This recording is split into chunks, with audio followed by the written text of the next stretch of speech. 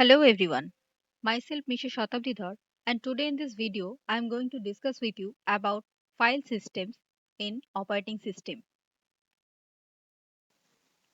Within this video we will discuss about the concept of file, attributes of file, operations of file, the different types of file and file structure, access methods like sequential, direct, index sequential of file, and what is swapping. Now we will know that what is this file or file system. A file is a collection of correlated information which is recorded on secondary or non-volatile storage like magnet disks, optical disks and tapes. It is a method of data collection that is used as a medium for giving input and receiving output from that program. In general, a file is a sequence of bits, bytes, or records whose meaning is defined by the file creator and user. Every file has a logical location where they are located for storage and retrieval. The objectives of file management systems are to provide input output support for a variety of storage device types, to minimize the chances of lost or destroyed data, to help operating system to standardized input output interface routines for user processes, to provide input output support for multiple users in a multi-user system environment. Now what are the properties of file system? Files are stored on disk or other storage and do not disappear when a user logs off. Files have names and are associated with access permission that permits controlled sharing. Files could be arranged or more complex structures to reflect the relationship between them.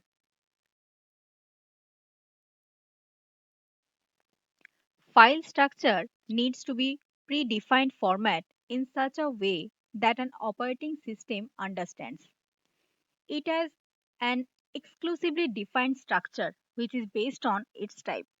There are three types of file structure in operating system, like a text file, which is a series of characters that are organized in lines, an object file, which is a series of bytes that organized into blocks, and a source file, which is a series of functions and processes. We all know some information about anything is called the attributes. So, what are the file attributes? A file has a name and data. Moreover, it also stores meta information like file creation date and time, current size, last modified date, etc.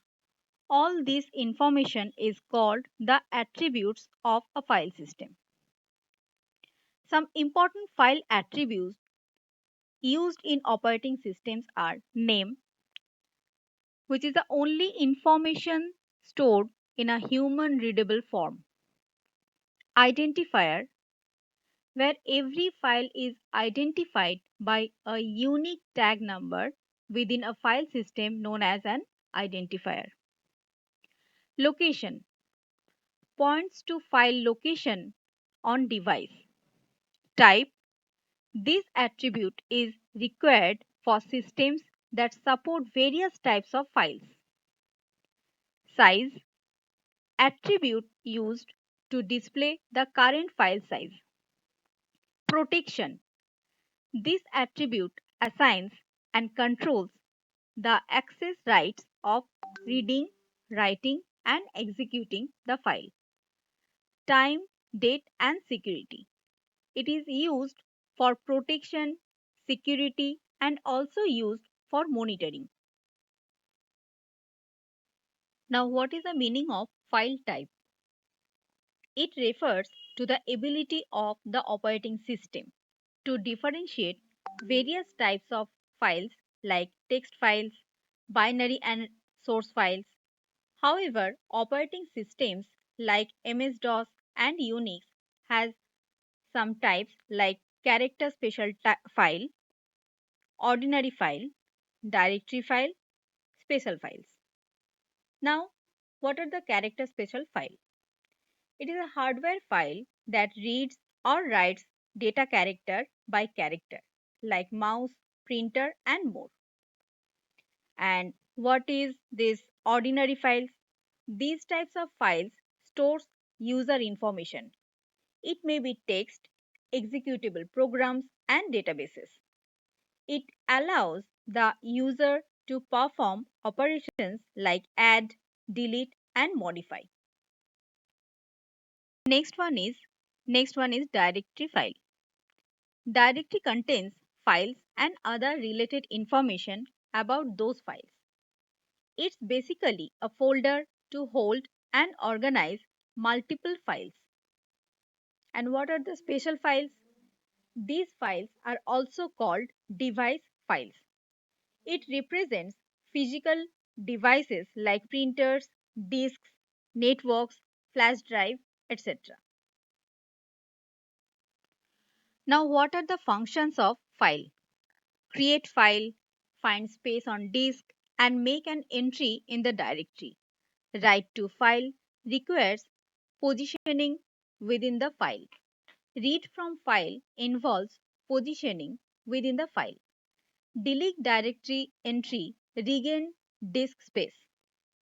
Reposition, move, read and write position. Now we will know about the different type of file access methods. File access is a process that determines the way that files are accessed and read into memory. Generally, a single access method is always supported by operating systems. Though there are some operating systems which also supports multiple access methods. There are three file access methods which are sequential access, direct random access, and index sequential access. The first one is sequential access. In this type of file access method, records are accessed in a certain predefined sequence. In the sequential access method, information stored in the file is also processed one by one. Most compilers access files using this access method. The next one is random access.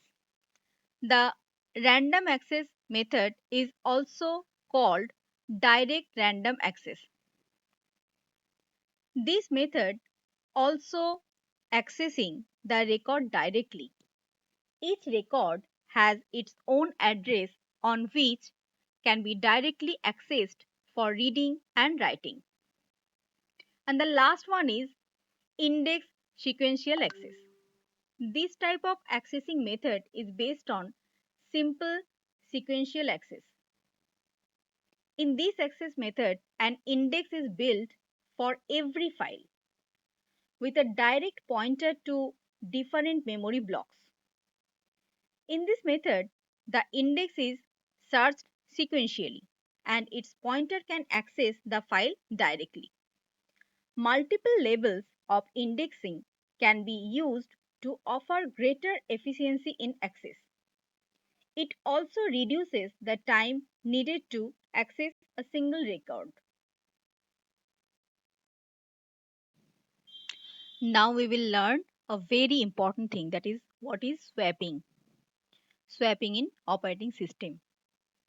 Swapping is a memory management scheme in which any process can be temporarily swapped from main memory to secondary memory so that the main memory can be made available for other processes. It is used to improve main memory utilization. In secondary memory, the place where the swapped out process is stored is called swap space. The purpose of the swapping in operating system is to access the data represent in the hard disk and bring it to RAM so that the application programs can use it. The thing to remember is that swapping is used only when data is not present in RAM. Although the process of swapping affects the performance of the system, it helps to run larger and more than one process. This is the reason why swapping is also referred to as memory compaction. The concept of swapping has divided into two more concepts like swap in and swap out. Swap out is a method of removing a process from RAM and adding it to the hard disk. And swap in is a method of removing a program from a hard disk and putting it back into the main memory of RAM. Let us discuss an example. Suppose the user process's size is 2048 KB and is a standard hard disk where swapping has a data transfer rate of 1 Mbps. Now we will calculate how long it will take to transfer from main memory to secondary memory. Here user process size is 2048 KB as you can see in this question. Data transfer rate is 1 Mbps, that is equal to 1024 kbps. So time equal to process size divided by transfer rate equal to 2048 divided by 1024 equal to what? 2 seconds, which is equal to 2000 milliseconds. Now taking swap in and swap out time, the process will take 4000 milliseconds. Hope through this video you understand about what is file system and many other things of file system. For new updates, don't forget to subscribe my channel.